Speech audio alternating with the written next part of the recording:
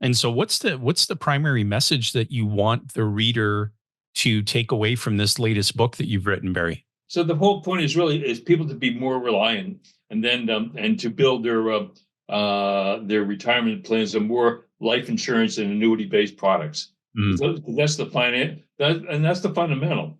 There's a signal to mirror and model what already works rather than trying to reinvent the wheel the way that we've been trying to do it. Is that kind of the takeaway? You got it, man. You nailed it. Yeah, and that's the whole thing. It's just that, and there's a real beauty in simplicity.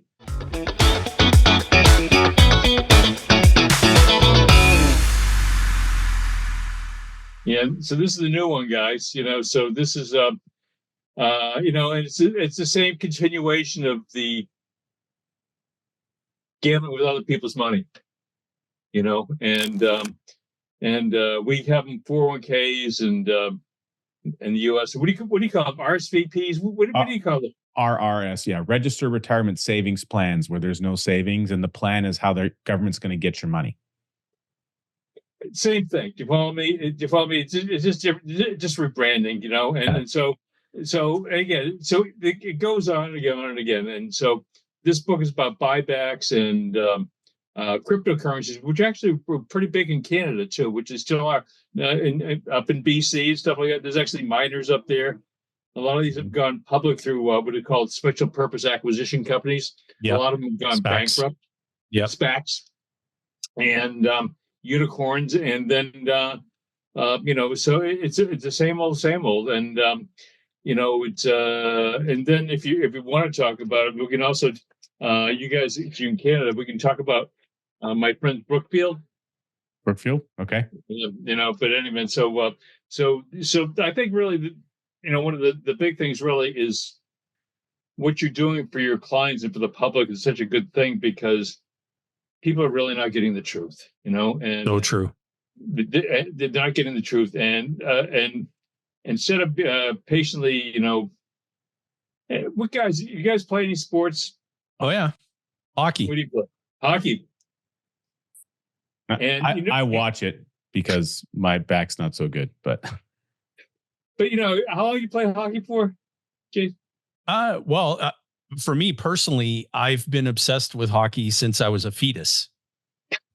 Okay. So this is my point, is that, we look at the great Wayne Gretzky. Why is Gretzky so good, or Bobby Orr so good on skates? Okay. And Gretzky was probably one of the greatest ever. But the thing is that because he worked at things for year in and year out, day after day after day after day after day. And he practiced, and he continually got better at it. And it's no different with money issues. And the thing is that, but what we're being told now is to continue to speculate with in the markets, and you'll be okay. And the thing is that we intuitively know if we want to get good at anything, we have to really stick with it and practice it long periods of time.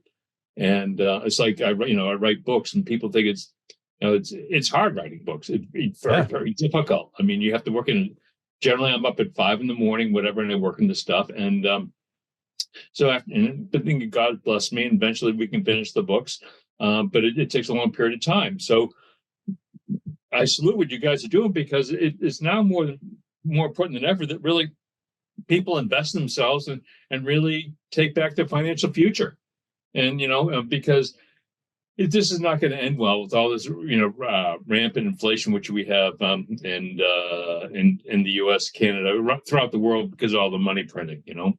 Yeah, it's the thing I was going to add too, Barry, is that for our listeners. So, Barry, you have been a remarkable influence on our client community, our listening audience, our viewing audience.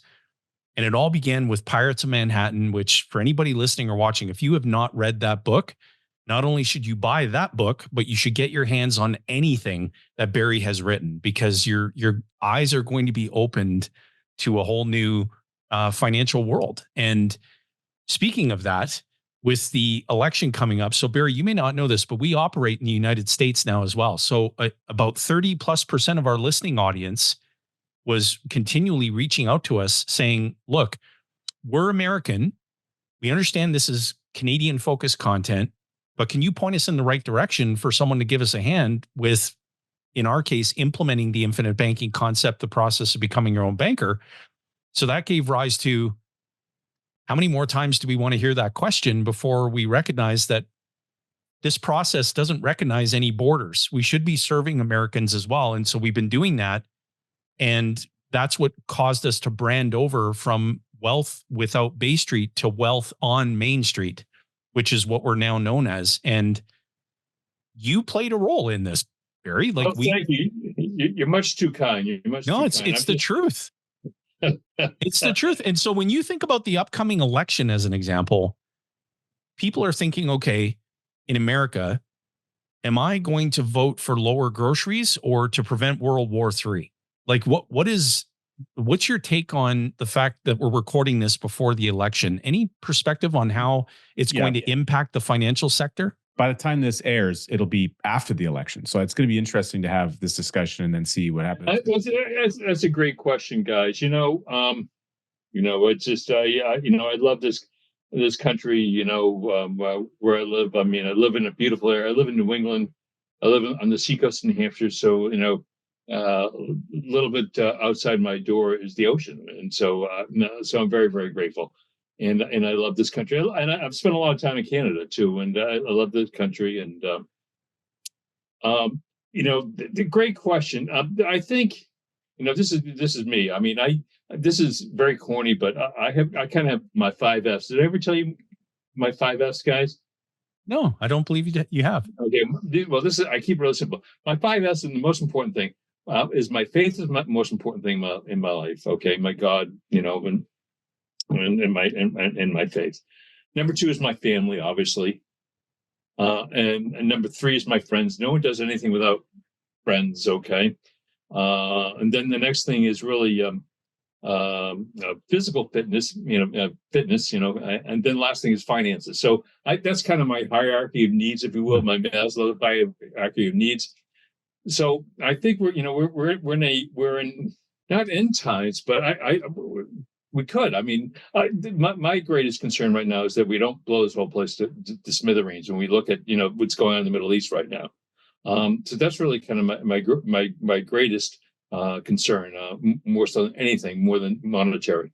But in terms of the other concerns, if you look at the collapses of civilization throughout history, whether it be the Roman Empire, the Spanish Empire, the British Empire, the Ottoman Empire, and more importantly, the Roman Empire, it's always because of excessive debt, too many wars, and manipulation of the currency, and rise of the big state. Okay, which you're pretty much seeing in the U.S. and Canada. Would we agree, gentlemen? Yeah, all day long. There's some big state, all right. It makes me think of Anatomy of the State by Rothbard a little bit, and just Nelson Nash. He sent me this video of a guy named Mike Rosef talking about the state as an organization years and years and years ago, and it's resurfaces about once or twice a year for me, and I go and rewatch it. And they're just like, because the state is this thing that it isn't an entity. It's an enigma. It's this thing that has its own. It's like an amoeba that runs through the world, and it's got this energy of oppressiveness attached to it that just kind of makes seemingly decisions that affects everyone's lives, but you can't directly pinpoint to the one thing, where the one thing is the state. Yeah, so that's what we see. So you see in the U.S. and Canada, and obviously in the U.K. and in Europe and stuff like that, and the deep state, whatever you want to call it, the elites, and so so I'm concerned because I subscribe to all the media. I mean, I get Bloomberg, the Times, you name it, in the Financial Times, all the stuff, the Guardian, what have you. And what amazes me how much the media really manipulates everything. And as soon as the Harris was kind of brought into the fold of this whole election, so I don't know what's going to happen, guys. But I think we have to get more into fundamentals, be more self-reliant, because the state's going to do what it's going to do. And I think what you guys are preaching is more important than ever. But I hope, but the problem we're seeing right now is massive inflation. And but we may be seeing some turn. Now, what's you guys in Canada? What's the average price for a home in Toronto now? Is it like $1,000,000 or something like that? It was something ridiculous. It's probably something like that. And Vancouver is in the top 2 or 3 most expensive real estate markets in the planet. So I mean that should say something, and it doesn't make a whole lot of sense. And Toronto is way up there. I mean, I think a average home price in Vancouver is like 1.3 or 4 million or something like that. And that's in factoring in like condos too. But if you want to get a detached home that's like a moderate home that probably was built in the 70s and needs a bunch of work, you're probably spending close to $2 million for that in Vancouver. Who can afford that? People that sold a house where they got $400,000 or $500,000 worth of equity that accumulated over 20 years, and they're just going to move it into the next one. That's who can afford it. Yeah, that's going to do it. So the whole thing is that, so you have we have all this land, but there's no affordable housing. So I think really, and eventually I guess the best thing is really to look at history. Was it Mark Twain said, history may not repeat itself, but it sure rhymes, and boy, it does. And people say, well, the stock market always goes up. Okay, that's what everyone, I always say, well, no, it doesn't. And I said, well, what do you mean? They said, well, let's look at Japan. Let's look at Japan, folks. Let's look at the rule book. Okay, so in the 1980s, the land I think in Tokyo was valued more than the entire state of California. Okay, and the land in Japan was 4 times the wealth in the U.S. Okay, this is not, I'm not making this stuff up. Actually, it's going to be in another book I'm doing called Guaranteed Income, which is and actually it costs over $1 million to join a golf club in the 1980s. Okay, because of the massive money printing and massive inflation, which they learned really from all the U.S. business schools after World War II. So we had so the Nikkei, or the Nikkei 225, which is similar to the S&P 500. I don't know what you call it in Canada, the index, reached like a 38,000 whatever in 1989, and then all of a sudden, holy shit, it all crashed, and then it remained in the cellar, guys, for. It just passed the Nikkei. It took 30 years for it to get back where it was. Now, and the reason was because of the massive inflation. Now, the problem is the poor Japanese, the regular Japanese folks over there right now, because of the devaluation of the currency, people can't afford meat or anything like that, and so they have a real problem with it. And so I'm saying, if you don't think it's going to happen, folks, Japan is one of the biggest economies in the world. Same thing could happen in Canada, same thing could happen in the U.S. So I think really the whole thing is really important, is people to realize that, yes, it can happen. And it does happen. Yeah. And if you read it, and you start in Rome and it's just happened in Japan. It's just that people don't. Now you guys read. The problem is people don't read books anymore. So true. Well, speaking of books, Richard James said, what do you think? I mean, people don't read, do they? No, they don't. They don't. There's I think that for our listening audience, we tend to attract readers. Probably part of that's because of all the books on Jason's bookshelf in the background there. And Jason's got a book recommendation. He sends like the entire team a book like every year at Christmas time. He's like, this is what you need to read this year. But I think that, and we have released a few of our own books as well. Of course, our most recent one being Don't Spread the Wealth, about keeping wealth in the family. You can go to don'tspreadwealth.com. But your new book, The Retirement Ruse, Barry, this is a modern, not that it's a more updated look at the same kind of shenanigans that you've been writing about in the Pirates of Manhattan 1 and 2, and the stuff in the backdoor meetings that's happening that's impacting the everyday citizen. So walk us through a little bit about stock buybacks and what's going on with cryptocurrencies and things, and how that's destroying American savings. I mean, how is that taking place truly? And it's happening now. The whole thing is stock buybacks, believe it or not, they're discouraged in Canada. They're not totally, and they're illegal in the UK, but they flourish in the United States. And actually, roughly about 50% of all stock purchasing that goes on today is not food retail investors. It's actually companies buying back their own stock. Mm. And which I kind of freaked out. And actually, there's some guys out of Texas, Real Investment Advice, and they did some calculations. And if you took out the stock buybacks out of the market, the comps only went up about 3%. So it was just kind of frightening. So all this risk, so if you took out the buybacks, the market really went nowhere. So why is such a now? And it's huge. And someone like Apple, I love my Apple iPhones and stuff. I'm a big Apple user, but Apple has repurchased close to $750 billion, and not billion, $750 billion of its own stock.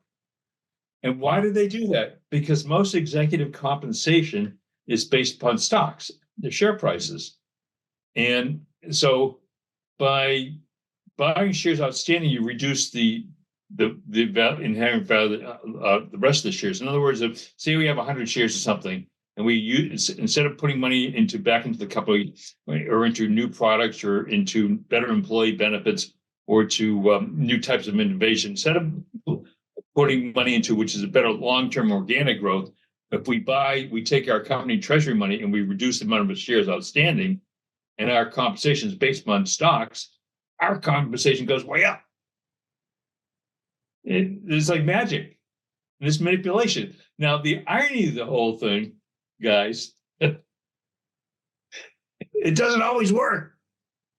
Shocker. Okay. Credit Suisse spent $13 billion and they went bankrupt. Lehman Brothers spent $2.7 billion buying their stock before they went bankrupt in 2008. Citigroup, that's another story. Citigroup, okay, they spent, I don't know, it's just a phenomenal. I mean, what they did, and J.P. Morgan, all these banks that spent all this money, and actually the stock has gone backwards. So yes, a lot of times it does go up, okay, but it doesn't always work. GE or Government Electric, okay, which has been just as big all around the world, okay. I mean, it was the largest industrialized company in the world in 2000. It had a $500 billion market cap. When it was going down the tubes in 2016, 17, they spent 20, 30 billion buy back their shares, and the stock went down. Yeah. So the whole thing is that, so these are the things which are happening, and it affects everyone's savings. Okay. So instead of, for people having a better, employer, the executives are more concerned about, increasing their compensation. And I guess maybe if I was a CEO, I probably want to do that stuff too. But I'm saying is that, but it hurts really your average listener. And so, it makes sense. Makes perfect sense. And that's what I think you do such a great job of exposing, is what's happening at that level. The average retail investor really doesn't possess the awareness or the knowledge of understanding all that goes on behind the curtain that could manipulate a company's stock price. And they think about buying stock as maybe conversations around the water cooler or hype that is going on in the marketplace around one particular company, and people are flooding in to buy stock. Whereas the truth is, most people just don't possess the emotional degree of intelligence to own stock, because when the stock price fluctuates, that human condition kicks in.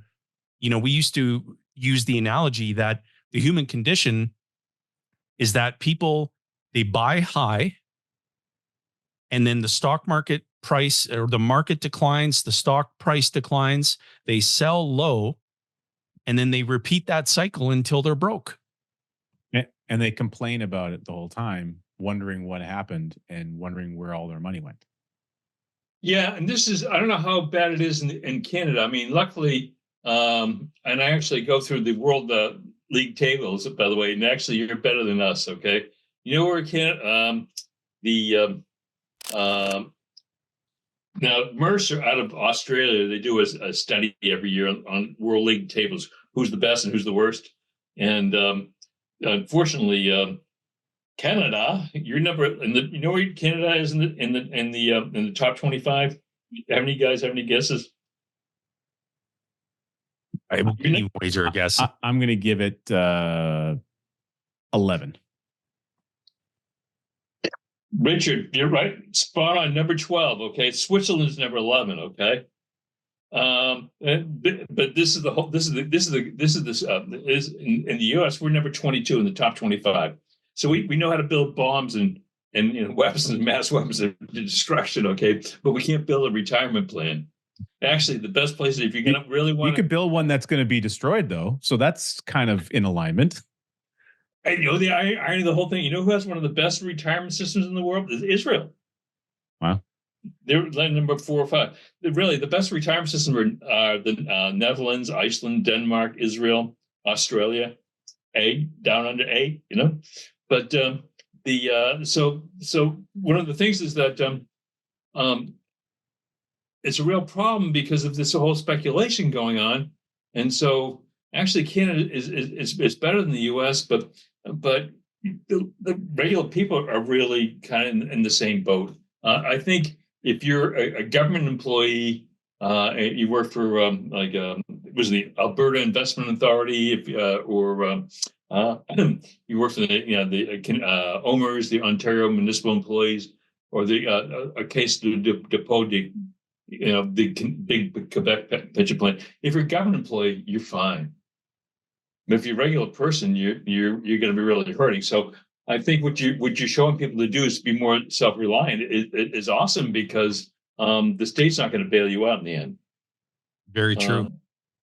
If you're very rich, you're cool. If you're a government employee, you really don't have a lot to worry about. But if you're regular, most people, you got to really be self-reliant. And so what's the primary message that you want the reader to take away from this latest book that you've written, Barry?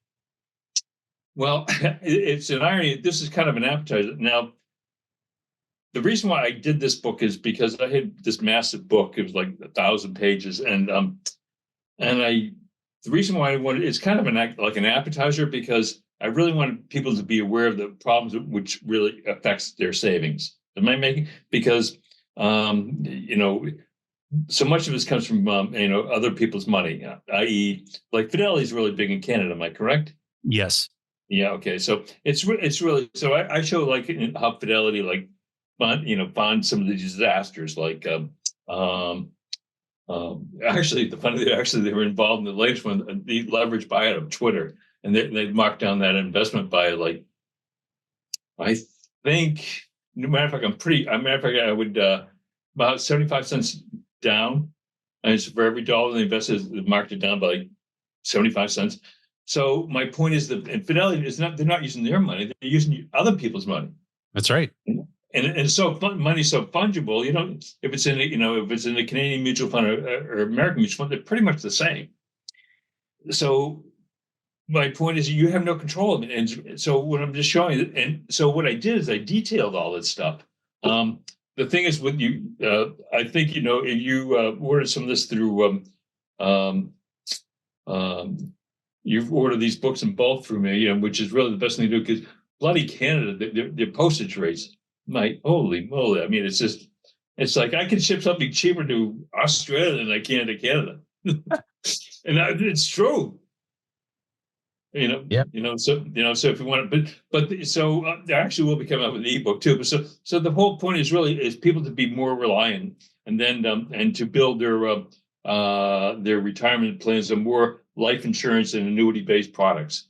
So that's the finance, and that's the fundamental. Now, what I hint to, and I'll get into this in the next book, is that all the really good retirement plans throughout the world, they're all annuity based. I think what you're saying is that there's a signal to mirror and model what already works rather than trying to reinvent the wheel the way that we've been trying to do it. Is that kind of the takeaway? You got it, man. You nailed it. Yeah, and that's the whole thing. It's just that, and there's a real beauty in simplicity. You know, because Leonardo da Vinci said, the ultimate beauty is in simplicity. And when you think about simplicity, there's something that comes up that for, I think, a lot of people, even for myself, I wouldn't classify as simplicity, and that is the cryptocurrency market. Now, you wrote your first couple of books, Pirates of Manhattan 1 and 2, and so forth, prior to the rise of what is now known as the cryptocurrency market, and it's come in like a flash in the pan, and it's had some great runs, and people have made a lot of money. People lost, like, it's really been a wealth transition, of wealth transfer, and the end result is usually the big people have ended up with the big money anyway. So, from your perspective, as you were doing the research for this book and some of the details that you have in the book, how do you view, through your experience, Barry, the advent of these markets and what they've done to the North American consumer? When you really think about it, for any currency, what do you call it, Canadian loonie or the American dollar or whatever it is, it really has to be backed by the state. There has to be some uniform standards, otherwise it's considered, I think otherwise it is creating money out of thin air. I mean, not that the central banks don't do that now, but they do. But at least with the central bank currency, at least there's some system of weights and measure. Right. An honest system of weights. Does that make sense? Mm-hmm. But with crypto, it's like, hey, I can create my own deal out of thin air. And so we have digital currency now, through transfers and stuff like that. But the fact of the matter is, it's another way to manipulate people's savings. Because when Sam Bankman-Fried set up that thing up in the Bahamas, I mean, he got 1.8 billion of venture capital. I mean, from some pretty smart people, by the way, theoretically smart, I guess. I don't think they ever looked at the balance sheet. Oh yeah, so here's some of the people who put money into it. I got this all, by the way, from the public filings.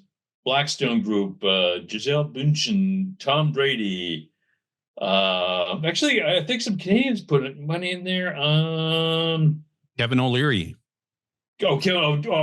Geez. Don't get me going about him, man. He said, geez, don't get me going on him. He said, cryptocurrency, they stink. And then when Bankman-Fried gave him $50 million, said, I bet these guys and they're legit. I don't think so. So Kevin O'Leary, thank you. But no, so we have all these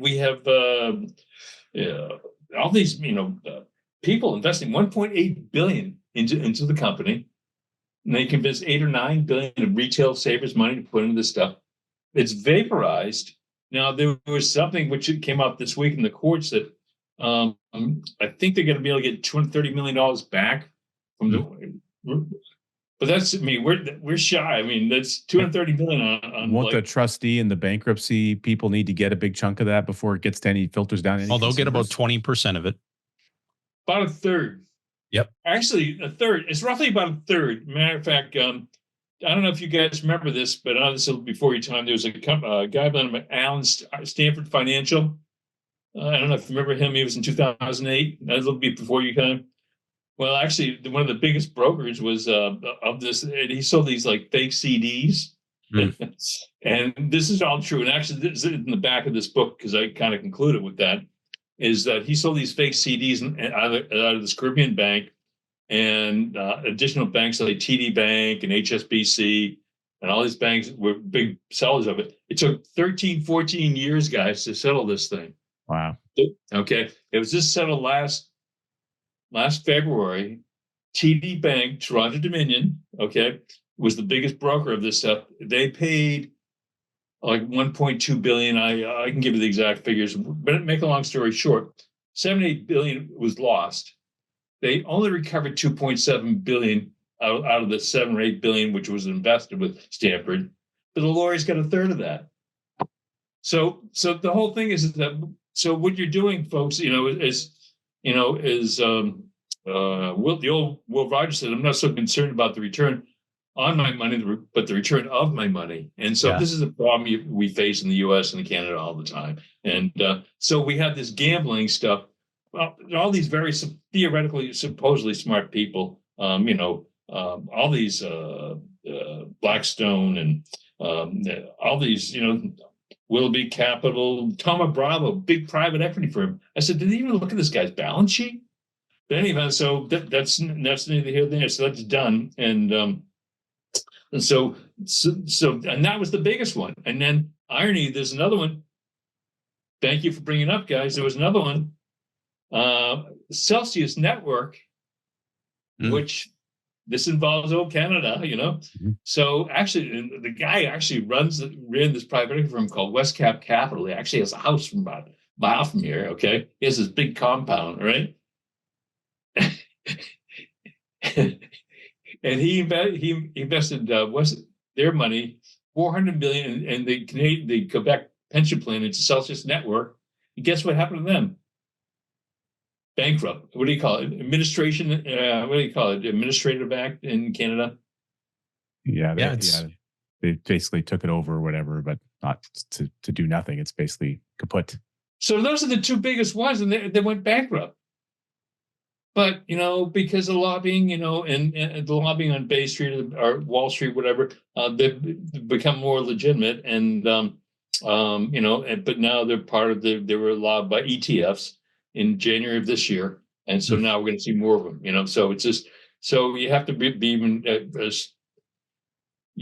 even more firm in your message to people, because then Bay Street, Wall Street, City of London, they're all in the they're all being paid off. Well, we just recorded an episode before this one with yourself, Barry, and Rich and I were describing why life insurance carriers, particularly mutual life companies that sell and place dividend paying whole life insurance contracts, why these carriers are the Fort Knox of finance, and why they are the most financially solvent institutions on the planet.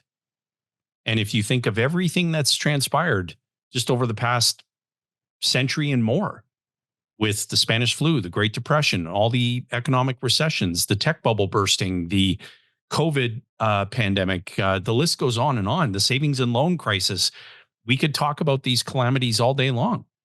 And yet these life insurance companies continue to be the most financially solvent institutions. There's got to be a reason for that, which we explained in the episode. But we don't have clients that call us and say, we're really frustrated that our cash values keep rising every day. It's really bothering us. Yeah. But the thing is, but you hit a great point, Jason and Richard. You got to use mutuals and fraternals. Okay. Anything with, and this is a really major concern of mine, which will be coming out. Major concern of mine is private equity getting involved into the life space, and heavily. It's a real huge concern, and we mentioned it before. One of the biggest asset managers actually in the world is actually Brookfield out of Toronto, and that's a real huge concern of mine, because what they're doing is they're buying companies. Like they bought American National, which is a big family-owned, it's a very well-run company, by the way. And I did business with them actually for probably about 25 years, 30 years. And but Brookfield bought them, and what they're doing is that they're domiciling the headquarters off of Bermuda and the Cayman Islands and what have you, and all these other tax. And so it's going to be real. This is not going to end well, because they're using the assets from the company, to shore up their balance sheet for a lot of their commercial real estate. And so I'm not making this up, and I've actually got some other, third-party research. So what you're doing with mutuals, well-capitalized companies, you have to do it. Mutuals and fraternals. Now, I don't know how big fraternals are in Canada, but there are some. There are a few. Yeah. There are a few. And we were sharing in that previous episode that, we don't know of any other deposit taking institution that is subjected to as much capital adequacy testing as a life insurance company is. And so if you know that they're and again, speaking particularly to mutually owned and fraternal organizations that are subjected to these mock adverse scenarios where their money pools are exposed to these adverse scenarios to stress test the insurance company's capital adequacy, and they pass with flying colors year in and year out, then it shouldn't surprise anybody that these companies are producing a divisible surplus each and every year, because it's an engineered outcome.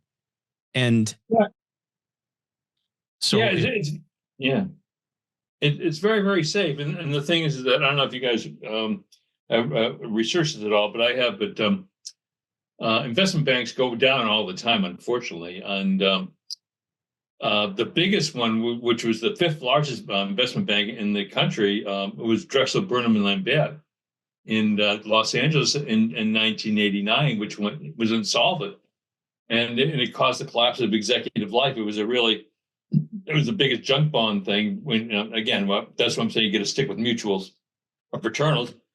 So Drexel caused the collapse of executive life, but I didn't realize, but researching that Drexel Burnham Lambert was offering a 96% borrowed money,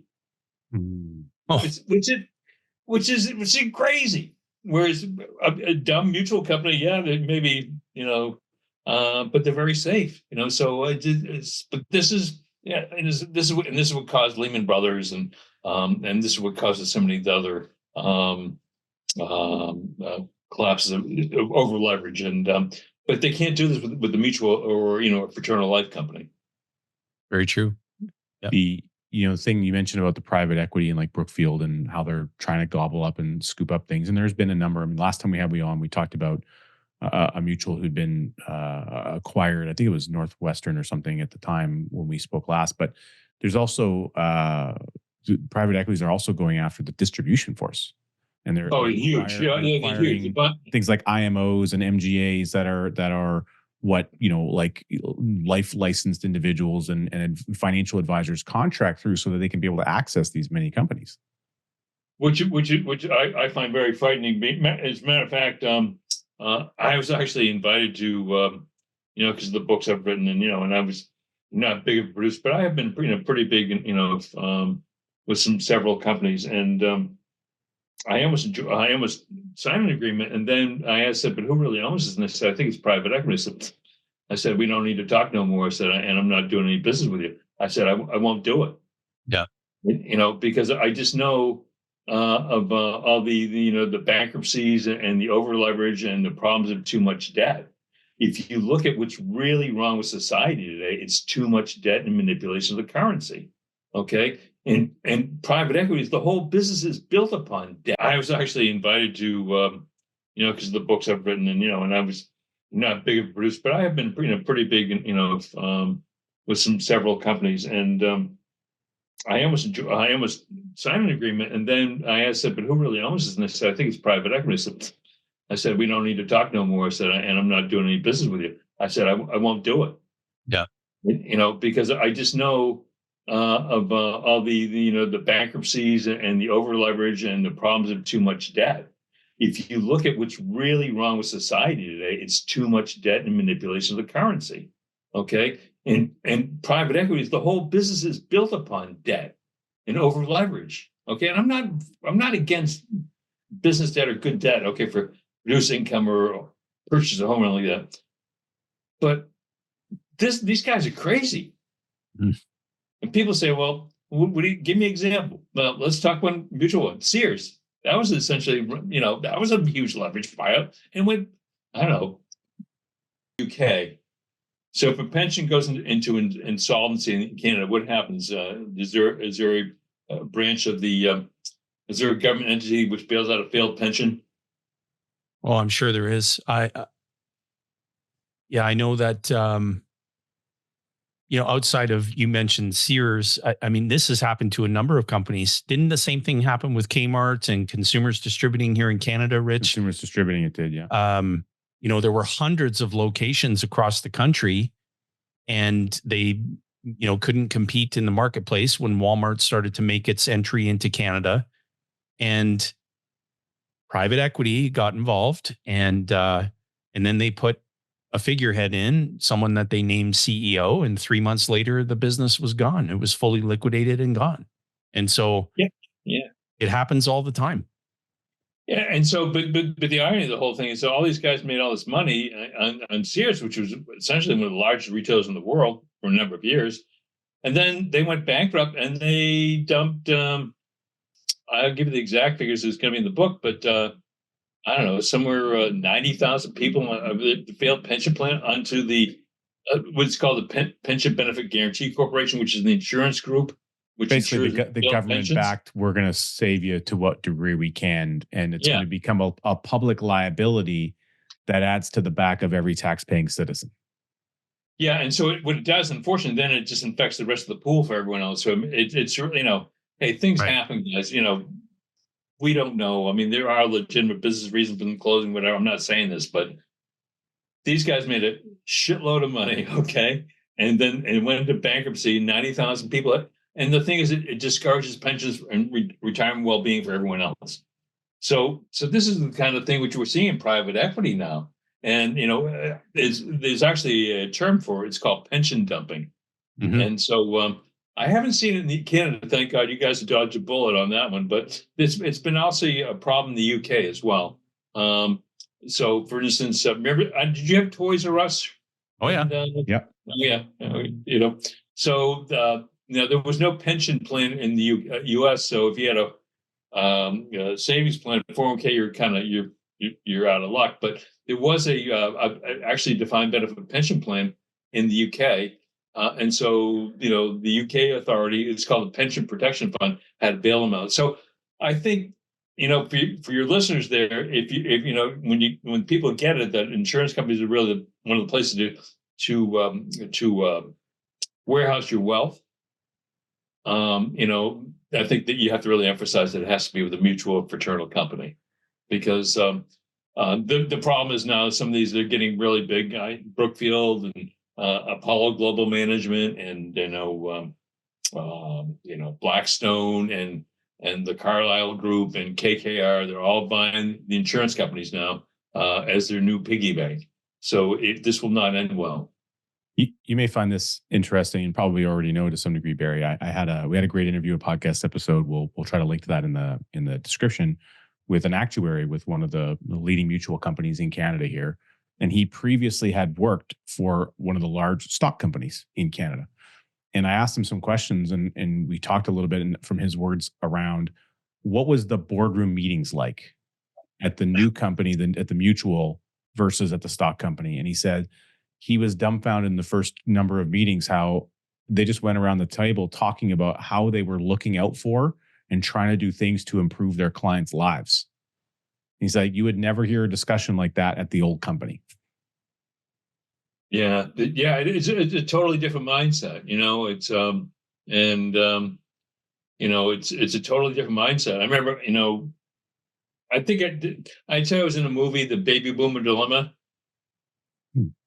No, I'm in a documentary movie called it's about retirement income, and I'm in it with some of the top economists in the country and stuff like that. And I was kind of in and out of it because of the people didn't want to get sued by Bloomberg. But anyway, that's another story. But I was in the movie. I got a lot of people in the movie. But one of the things which I learned, some of the advisors, one guy said, well, and I talked to him off the camera. I said, why don't you believe mutual companies? He said, well, the mutuals don't pay anything to people. You know what I mean? He said, but the private equity companies pay me a lot, to speak. It's like, how can you do that? But in any event, so I think what you're saying is really, you get paid less, but I think you're going to get a lot more business if you treat people right. It'll work out, all day long. And the one of the things that we share with the general public in the content that we create is when you take into account that in Canada, for example, so the cash value of a participating whole life policy is contractually guaranteed to match the death benefit by age 100 of the life insured, and it's age 121 in the United States. Yep. Who do you want to be in a 121-year relationship with? A stock company or a mutual company? Not with Wall Street, man, or Bay Street, man. Like, They're so bad. I mean, it's just when you actually evaluate the financials of one company versus the other, a mutual versus a stock company, you quickly come to realize, if you know how to do some simple math and you can go back and really take a look at it, how much of that capital is being paid out to stockholders who, understandably so, they have an expectation of profit, versus how much capital is being deployed by that mutual company that is not being paid out to stockholders. You carry that out over a 121-year time frame, it's not going to take you long to decide who you want to be in a 121-year relationship with. Yeah, you guys said it better than I did, and yeah. So I just know that I know how the sausages are made, and it's just like, it's just, it's like I'm dealing with some very boring Midwestern companies and people like that who really care, and then if you deal with Wall Street, it's just it's they don't really care. I mean, it's just I don't know. Have you seen that this new HBO special, which I've just seen bits and pieces of it? Industry. I don't know. Have you seen that? I haven't. No. No. It's kind of like anyway, it's about a fictional investment bank in London. It's called Pure Point, in which it could be, it could have been J.P. Morgan or Morgan Stanley, whatever. But it's fictional, but it's spot on, because of the research I'm saying. These guys really know what's going on, mm-hmm. and the whole thing is that and when you understand it, and how the sausages are made, and you see this, when I'm saying this fictional TV story, I said this is pretty accurate. And so, but if you look at, but it's been a mutual company, they're pretty boring, whatever, but they have integrity, which is, I think, is everything at the end of the day. It sure is. And again, I cannot emphasize enough to anybody who's listening or viewing, just head on over to wherever, I'm sure, Barry, wherever people buy books, but I be honest with you, this has been a soft release. I haven't even really officially released it yet. I just saw it off the website, and I haven't even put it on Amazon yet. And just go to barrymajamesdyke.com. There you go. And if you want to get something to do it through Canada, I mean, I will be coming an ebook, but yeah, and get it, and it's really important, because people's money, they're just gambling with other people's money, and people don't really understand what's really going on, do they? But once they do, their eyes get opened. Well, that's why we need guys like you, Thank you. Well, we appreciate you, Barry, for giving us a look through your incredible work and your research, your tireless research, and putting it in a way where people can see the truth, what's behind the curtain in the financial sector. In the newest book, The Retirement Ruse, you're uncovering what the ruse is, so that people can have a cold, hard look at it for themselves. And it doesn't matter where you live in the world. I think they can get value from this. Canada and US, most definitely. All of these companies in this global financial situation is interconnected. And we saw that very clearly in 2008 in the meltdown, the degree to which we were interconnected. And it's these backroom deals happening at, on golf courses and high level boardrooms, that why you might not think it has a direct impact on your passive income and how you think about your, later years in life, there's a good chance it does. And the only way that you can stand that test of time is to take control back at the you and me level, build your own warehouse of wealth, and get crystal clear on how you're controlling your behavior and your money where it belongs. It should belong with you, not with anyone else. And be sure to visit barrymajamesdyke.com. Again, that's barrymajamesdyke.com. We'll include the link in the show notes. And if you're watching this on the YouTubes, you just saw another video that showed up.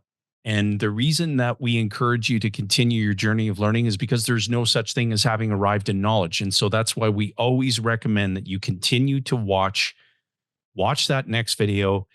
Barry, this was incredible. We're going to have you back again, and we're going to continue to encourage people to read everything that you've written, because it's going to open their eyes up to a whole new financial world. So Barry, this was a real pleasure. Thank you for being with us.